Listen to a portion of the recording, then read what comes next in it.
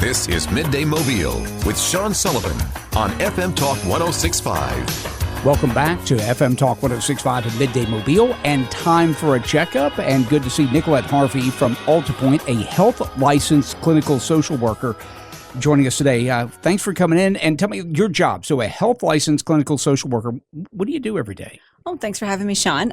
Yes, I'm a licensed clinical social worker. I have spent the last decade at BayPointe Hospital, which is an intensive care continuum for children with mental health needs. My day-to-day looks like engaging families, engaging kids, trying to figure out how to get the families and the kids to the point where they can be their best self and have their best relationship and have their best system functioning so they can go off into the community and be productive. I like to pull back the curtain. Our conversation before we came on here was all about our kids and just anecdotes and stuff back and forth. So why is the stories we told, we were like, my kid did this, but we were talking about our relationships with our kids. Absolutely. That was, even though I didn't know that, that's what we'd be addressing, it's exactly what we were doing. So why is it important to do that? Well, kids' issues are families' issues, is what we always say. So a kid's functioning is as good as the family system functioning is. Correct again. Absolutely. So it's important to kind of continue to build those strong relationships with your children, because you want them to come up to be whole people. You want successful, productive, happy kids, right? That makes our life happy as parents. That's kind of what we pour all our interest and our time into. So building relationships, making sure that kids feel heard and supported and loved is part of making them that whole person, which is our job and responsibility. Yeah, the one where we make them feel heard and loved, but at the same time but you still got to do your homework. Absolutely. Heard, love with boundaries. Okay. No, I like that. So, how you talk about that communications, how can we do better opening that up where they feel like we all want our kids to be able to tell us everything, but how do we set that up? I always tell parents it starts with the small things. Building that relationship starts with listening to the things you really don't care about. Every child has come home with some story or some obsession. Pokemon is always a good example. My kid was super into Pokemon a few years ago and would talk nonstop about Pokemon cards. Did I care? No, I did not.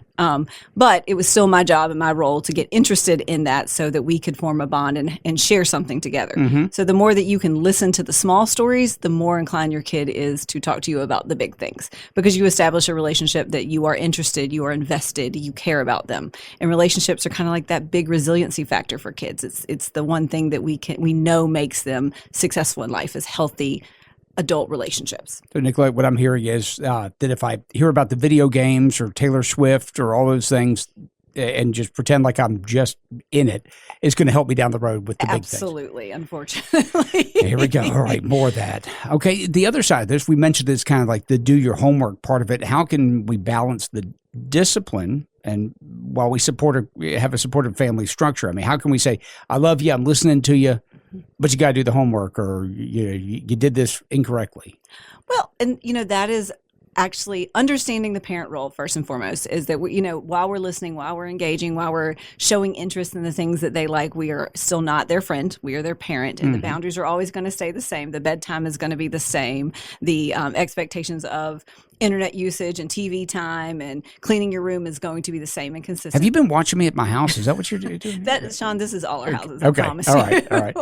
So just making sure that we're consistent with that, and then role modeling behavior. So if you have a expectation that your child speaks to you in a certain way, you're trying to use that tone with them. So we're not yelling and expecting kids not to yell back at us, or we're not talking disrespectfully to people in our home or in our lives or our children and expecting them to talk respectfully to us. So role modeling behavior is a big key.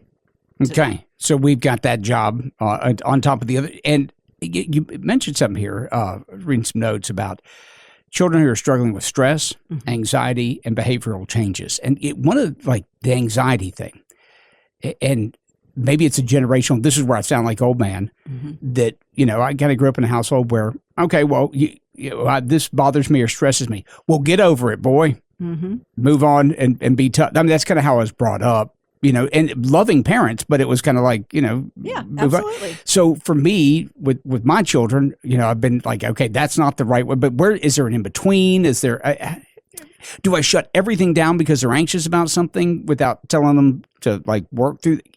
Where's that middle ground? Well, and No. So we don't want to shut everything down, but we have to remember that our feelings are our boundaries. So when we become anxious about something or scared about something or fearful about something, that's kind of our brain's response to tell us to be mindful that a situation could cause something down the road that we don't want to deal with. So anxiety is actually good because it kind of sets our own natural internal boundaries.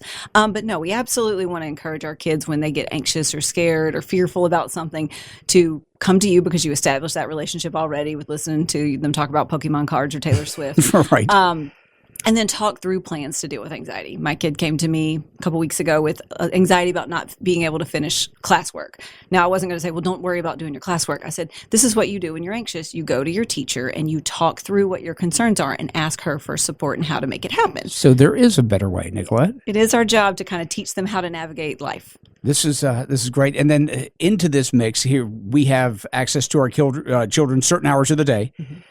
But with social media, it has access to our children, well, if they don't go to sleep, 24 hours a day. I mean, how do we navigate that? That is a tough one because social media exposes them to so much more than you or I were exposed to growing up. Got that right. Mean, I didn't have a cell phone or a computer. Or, we had one TV in the house when I was growing up, and you watched what Dad was watching. Oh, my gosh. We grew up in the same household, yes. Exactly. I didn't want to watch the Braves, but we watched the Braves play baseball. Now they have 24/7 access to things that are real and not real. Also, that's another big thing is the bullying, the social media, the things that they don't understand are real. And then how they perceive the world looks different because of this 24/7 access. So those are things that we're all going to have to take into account as adults that did not grow up with that.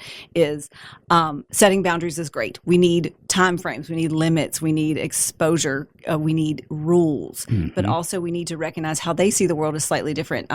Little anecdote is my son liked he's not allowed social media, but he has YouTube, and he liked something on YouTube that I wouldn't have liked. Like it wouldn't have liked me. And so I sat him down and said, tell me why you like this. And he's like, well, when you like things, you gain exposure. And I felt like this needed exposure. It was something about starving children in, other countries. He's like, I felt like that was something that needed to be pushed out and people need to see it. To me, when you like something, it means you like it, right?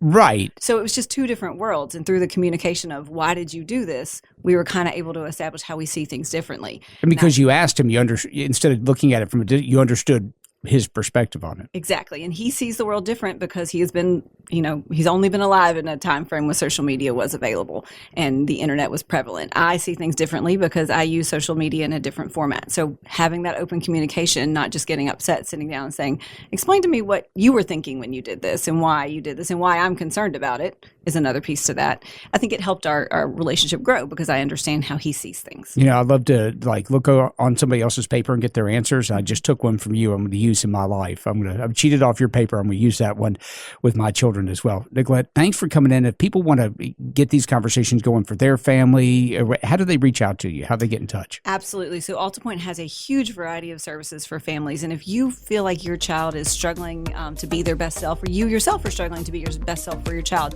you can reach us at our Access to Care line and they can direct you to the right service. That is 450-2211. Thank you. Thank you.